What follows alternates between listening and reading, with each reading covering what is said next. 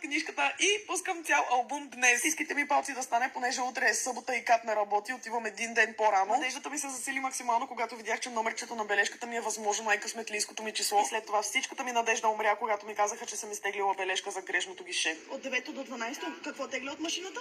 Но сметнах нещата сама, защо им вярвам.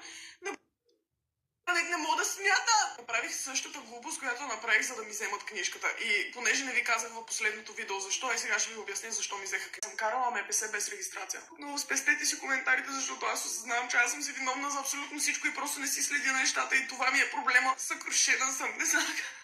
Не излизане от Кат ми писа сервиза, че ми е готова колата. Трябваше да се събудя утре, албума ми да е пуснат, да отида да си взема колата и да карам надалеч. Спирам да ви рева на главата, okay. Това ще го кача, понеже тотално забравих в последното видео да ви кажа защо, така че малко или много ви дължа обяснение. Вероятно ще го кача утре. Албума ми вече ще бъде пуснат в YouTube, в Spotify, навсякъде. Трябва да гледам позитивно на нещата, защото това беше главното прекрасно нещо, което имах планирано за този ден. Това много исках това видео да бъде различно, трябваше да приключи с мен, карайки, слушайки си албума, но живота понякога е такъв. And that's okay.